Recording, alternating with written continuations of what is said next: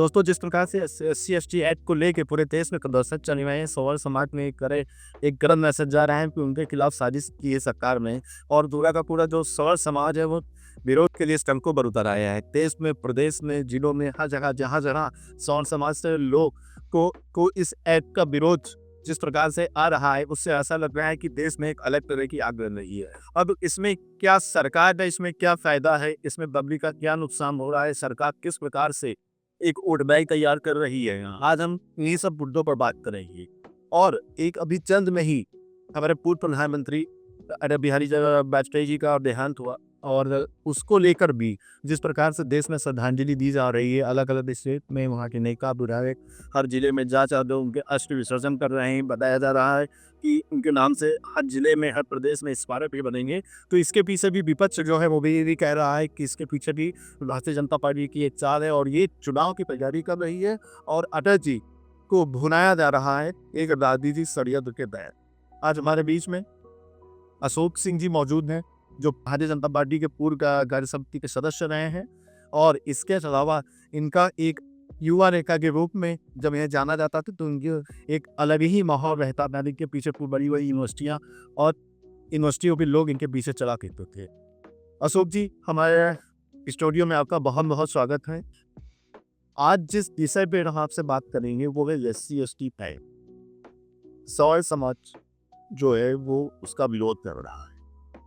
सवर्ण समाज ने जिस प्रकार से SC/ST एक्ट का विरोध किया, जिस प्रकार से SC/ST एक्ट में नियम बनाए गए हैं गिरफ्तारी के, बिल नहीं लेगी, क्या कहेंगे इस बारे में? क्या इसमें सरकार पक्षपात कर रही है या देश के हित में हुई है? ये देखिए, ये सरकार का लोकतांत्रिक दिवालिया शुद्ध रूप से। और ये साजिश केवल समाज के खिलाफ नहीं है, ये साजिश एक तरह से बोले देश के खिलाफ। देश को, देश की जनता को धर्म के नाम पर, जाति के नाम पर और अब जातियों और भी छोटी अगड़ी और पिछड़ी जातियों के नाम पर, अनुसूचित जाति और समाज जातियों के नाम पर बांटने की साजिश है। और मुझे लगता है वोट बैंक की राजनीति में ये एक अपने पक्ष में वोटों को बदलने का कुछ से प्रयास नहीं ना देता। और मैं समझता हूँ कि देश के साथ बहुत बड़ा विश्वासघात है। मतलब SC/ST जिस प्रकार से लाया गया एक विश्वासघात है देश के लिए। क्यों विश्वास? एक व्यक्तिगत किसी एक जाति को खायरा पहुंचाया जा रहा है। क्या इसके पीछे क्या रीजन हो सकता है? किस लिए दिया गया है ऐसा? मैं बताता हूँ, जो पॉलिसी अंग्रेजों की थी वो डालो राज करो, डिवाइड एंड रूल की जो पॉलिसी थी, आज वही पॉलिसी पूरी तरह से नरेंद्र मोदी और उनकी टीम फॉलो कर रही है। मुझे लगता है एक बार फिर इस देश में जिस तरह से आज़ादी की जंग लड़ी गई, एक बार इस देश को अंग्रेजों से आज़ाद कराने के लिए हम लोगों ने, हमारे पूर्वजों ने कुर्बानियाँ ली, फांसी के पल्ले को चूम करके गले से लगाया। और एक बार फिर इस देश के लोकतंत्र को बचाने के लिए मैं चाहता हूँ, मैं समझता हूँ और मैं आह्वान करता हूँ इस देश के हर नौजवान से, हर वर्ग के नौजवान से आह्वान करता हूँ कि अगर इस देश के लोकतंत्र को बचाना नहीं, जिस लोकतंत्र में हम जी रहे हैं, तो हम सबको एकजुट होकर के और इस साजिश के खिलाफ करो कर। देश की विडंबना देखिए, एक देश को पूरे दुनिया में समता, समतोता, एकता के नाम से प्रदर्शित किया जाता है। पार्टी आती है, उसे विश्व गुरु बनाने का वादा करती हैं। युवाओं के बीच में देश को ऐसे प्रदर्शित करती है कि जैसे जो कुछ भी हो रहा है बहुत सही हो रहा है। और दूसरी तरफ देश के अंदर ही कई धर्म, कई जात आपस में लड़ रहे हैं, मौतें हो रही हैं और इसके बावजूद सरकार जो है देती नजर आ रही है। अशोक जी, जिस प्रकार से SC/ST एक्ट में नियम बनाए गए हैं कि बिना विवेचना के, बिना FIR के गिरफ्तारी कर दी जाएगी और 6 महीने तक उसमें बेल नहीं दी जाएगी। आपको क्या लगता है कि इस प्रकार से किस सरकार किस प्रकार के सुशासन की बात कर रही है? अगर किसी पे बेबुनियाद इल्जाम लगाया जाए तो क्या आपको लगता है कि क्राइम किस हद तक बढ़े? ये तो क्राइम बढ़ाने की साजिश पूरी तैयारी है। बाकी एक वर्ग को अन्याय करने का अधिकार दिया जाता है। अभी आपने पिछले दिनों देखा एक कर्नल साहब को CSDM ने बिना वजह उतार दिया था किसी एग्जाम में। बाद में हालांकि उनके साथ पूरी फोर्स लग गई। और ये बातें आमतौर पे हर आदमी के साथ तो हो नहीं सकती। हर आदमी तो इतना बड़ा नहीं है, उसके साथ इतनी बड़ी टीम नहीं है, उसके लिए पूरी फोर्स लग जाए, सब व्यवस्था लग जाए। तो ये तो एक तरह से एक वर्ग विशेष को उकसा करके दूसरे वर्ग विशेष से लड़ाने के लिए, ताकि इसका वोट बैंक त्याग से राष्ट्रीय पार्टियां जो है खिलानी है भारतीय जनता पार्टी ही इसकी मूल दोषी, क्योंकि भारतीय जनता पार्टी ने ही न्यायालय के फैसले को न्यायालय के न्याय संगत फैसले को पलटने का नाम है। और मुझे अफसोस होता है उन नेताओं पर, और खास करके जो समझ लेता उस भारतीय जनता पार्टी में जो सांसद विधायक के रूप में पार्टी में आज है, अपनी इस कुर्सी को बचाने के देश के जितने एक शब्द भी नहीं को पाए। माँ को क्या लगता है कि जितना भी बल्कि किसान समाज जो है देश का, वो भी वो हाल लगा रहा है कि वो लोग जो संसद में मौजूद हैं, जो भी किसान समाज के जो भी नेता विधायक यूपी जो भी संसद में बैठते हैं, उनके मुंह से एक भी आवाज़ की बात भी आवाज़ नहीं निकली कि जो हो रहा है वो गलत हो रहा है। तो क्या इसका क्या कारण है? क्या इसके पीछे क्या मैं गया? देखिए, इतनी जबरदस्त डिग्रेडल से चल रही हो रही, एक तो इसे भी कारण हम मान सकते हैं। दूसरी बात को ये मानता हो कि लोगों में सत्ता के प्रति इतनी ज़्यादा समर्पण का हवा आ गया, इतना ज़्यादा समर्पण हो गया है कि वो जिस मुद्दे को नहीं करते देश के चले उन मुद्दों से भटक गए। और दुख तो ये नहीं आता कि अब तो घोड़ा घास खाना कोई पाक सिवा तो गलियों को शेर दे घास खाने वाले राजनाथ सिंह जैसा व्यक्ति ये कहता है कि इस एक्ट को इस तरह से लागू कर दो 6 महीने तक जमानत के लिए आदमी अर्जी भी न दे सके। ये बहुत ही दुख का विषय है, बहुत ही कष्ट का विषय है। और मेरे हिसाब से, क्योंकि मैं को भारतीय जनता पार्टी का ही पिछले 27 वर्षों से सिपाही आ रहा हूँ, मेरे लिए तो ये बहुत बड़ा तरक। आपको क्या लगता है कि इसमें इतना गलत पड़ा दूँ रखा जाएगा SC/ST एक्ट को, कोई व्यक्ति के ऊपर झूठा इल्जाम लगा तो उसको तो ये इस तरह से कि किसी भी व्यक्ति पर झूठा इल्जाम लगा दिया तो से ऐसा तो ये झूठा इल्जाम लगवाने के लिए ही ये एक्ट बनाया गया। ये लाया नहीं इसलिए गया है कि जिन लोगों ने, जिनके पूर्वजों ने इस देश को आज़ाद कराने में भूमिका अदा की है, उन्हें उनके ऊपर NRC लागू बन। ये एक प्रकार से जैसे हम लोग खास करके जो समर है, आज भारतीय जनता पार्टी ने समर को बांग्लादेशी घुसपैठियों के हैसियत तो लाकर कर माने कि ये एक तरह से NRC लागू हो गया। और हमें इस देश में न्यायपूर्ण तरीके से रहने का अधिकार नहीं है, तो मैं तो यही समझता हूँ कि हमारे लिए NRC मत। मतलब पूरी तरह से इस एक्ट को के खिलाफ है। ये बिल्कुल खिलाफ है, वो बोलना नहीं चाहिए। और मतलब आपसे मैंने भी कह रहा हूँ कि बल्कि ये साजिश अकेली समाज के लिए नहीं है, और ना ही बैकवर्ड समाज के प्रति। ये साजिश पूरे देश को बांटने की। अशोक जी, भारतीय जनता पार्टी एक तरफ कहती है कि सबका साथ सबका विकास, पूरे देश में इसी नारे के साथ उसने हालात से अखा चुनाव जीता और अभी भी रूलिंग पार्टी के तौर पर काम कर रही है। उसके बाद वो देश में ही लोगों को आपस में भिड़ाने के लिए इस तरह का है ले आए। दोनों समाज जो है, जो समाज में दोनों जाति जातियाँ आपस में लड़ रही हैं। एक तरफ गीत सेना अपने आरक्षण की मांग कर रही, दूसरे समाज के SC/ST में का विरोध है। इस प्रकार का सबका साथ सबका विकास है भारतीय जनता पार्टी का, जब देश के ही लोग आपस में लड़ रहे हैं। मुझे दुष्यंत कुमार जी की एक पंक्ति याद आ रही, मैं बेपनाह अंधेरों को सुबह कैसे कहूँ, मैं नज़ारों आंधा प्रमास की। पढ़ा लिखा आदमी हूँ, समाज में हमारी भूमिका है। भारतीय जनता पार्टी जनता के समक्ष जो भरोसा दे करके, जो वादे करके, जिन मुद्दों को लेकर के भारत की जनता के समक्ष आई थी, और उन्हीं मुद्दों के समर्थन में इस देश के एक व्यक्ति ने, मैक्सिमम लोगों ने किए, उन्हें जाति धन इन सारी चीज़ों से उसको अनुस्वच्छ हो रही। वो लगता था मैं नहीं उसमें शरीक था, मुझे भी लगता था कि शायद अब देश बदल रहा है।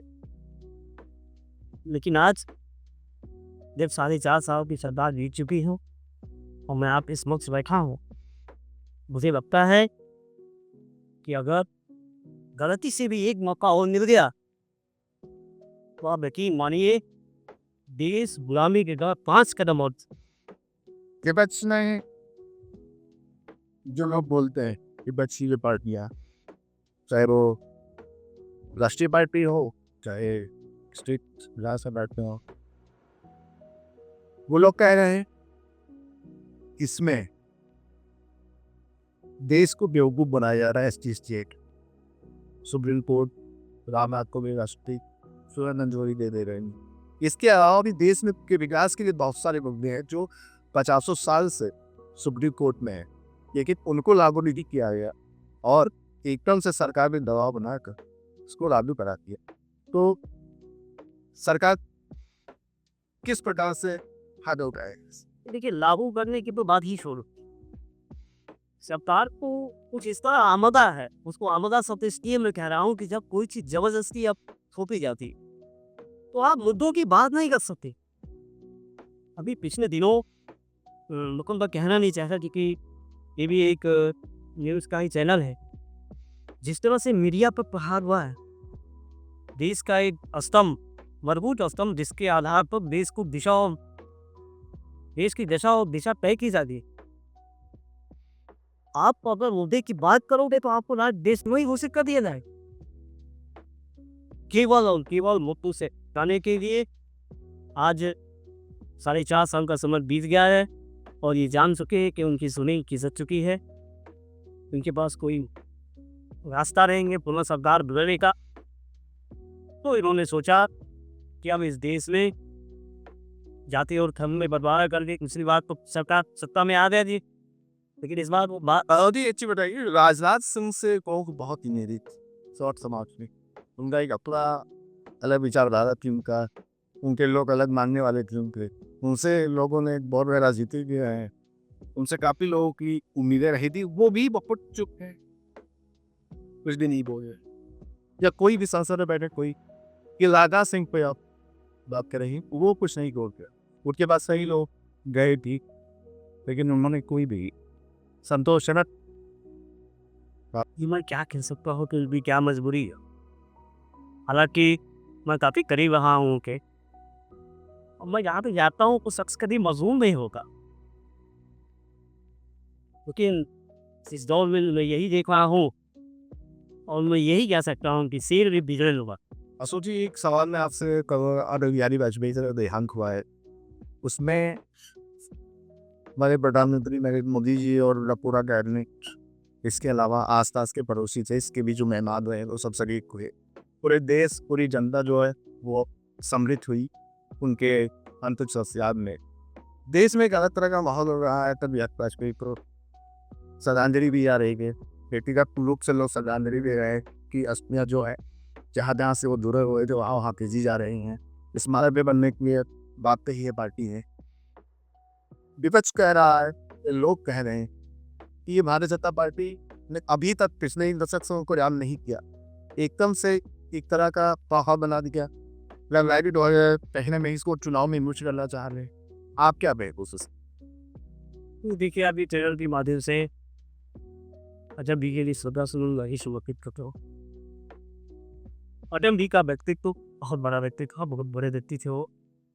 निश्चित रूप से इनकी जारी भी क्षति हमारे देश को, हम सबको, पूरे राष्ट्र को हुई है, लेकिन पिछले 1 दशक से जो विपक्ष आरोप लगा रहा, पिछले 1 दशक से भारतीय जनता पार्टी ने उनको अपने पोस्टरों से, बैनरों से, बल्कि मैं तो ये कहता हूँ कि आज वर्तमान जो भारतीय जनता पार्टी का स्वरूप है उनके आदर्शों से बिल्कुल विमुख, और अब उनकी अर्जी के सहारे 2019 की गैरतौड़ी को पार करने का एक नाटक थी। जनता के प्रति जो जनता में जो उनके प्रति आस्था थी, उसी आस्था को वोटों में कन्वर्ट करने का प्रयास।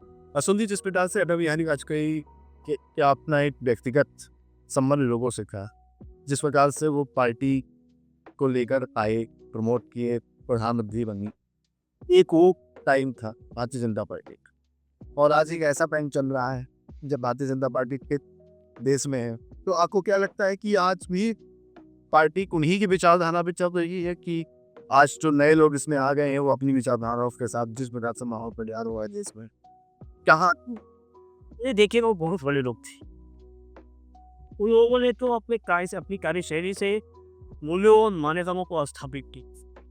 अटल जी ने को कहा था कि सरकारें आएंगी जाएंगी लेकिन ये देश रहेंगे।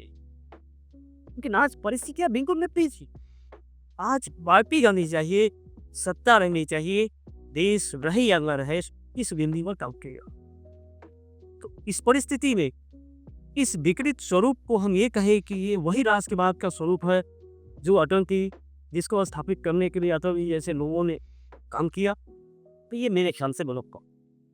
मैं अपनी बात आपको बताऊं, आज के 27 साल पहले जब मैंने भारतीय जनता पार्टी को ज्वाइन की और मैंने काम शुरू किया, तो राष्ट्रवाद की जो परिभाषा मैंने समझी थी, मैं समझता अपना राष्ट्रवाद वह है जिसमें लिए जाने वाला, देश के लिए लिया जाने वाला हर निर्णय राष्ट्र के पक्ष में हो, राष्ट्र निर्माण के दिशा में काम करता।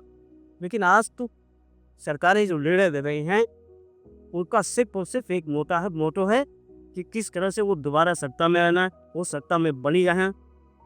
जनता परेशान होती है, दुखों इससे उपो को लेना देना नहीं। तो अटल जी को इसी में सम्मिलित करना और ये कहना कि ये वही घास पा रहा है, ये मेरी घास है। 2019 में चुनाव आने वाले और देश में बहुत सारे विरोध प्रदर्शन SC ST अदालत कर रहे हैं, आरक्षण की ये अलग चल रहा है, एक बन रहे हैं। इसके अलावा दूर दराज बहुत सारे निर्णय लिए सरकार ने। 2019 के बारे में क्या कहेंगे आप? देखिए, भारतीय जनता पार्टी के पिछले इतिहास को आप देख, ये लोग सत्ता को बर्दाश्त नहीं कर पाते और एक बार फिर ये उसी दौर में आना है। मैं ट्राई यहाँ आपके डेस्क पर गीता दी मैं कसम खा सकता हूँ हाथ रख के कि मैं तो कभी जीवन में भारतीय जनता पार्टी को सपोर्ट नहीं करूँगा, वोट नहीं। मैं वो व्यक्ति इसमें अपना पूरा जीवन इसमें खपा दिया, वो व्यक्ति ये बात कह रहा है तो मेरे जैसे हजारों लाखों करोड़ों कार्यकर्ता इस बात को कह रहे हैं। संभव है वो किसी मजबूरी में, किसी दबाव में या संगठन में कहीं न कहीं कुछ बने रहने की चाह में या शायद इस उम्मीद में कि अभी भी वक्त है ये लोग सुधर जाएं, न बोल रहे हैं। अन्यथा ये आवाज़ हर दिल लोग।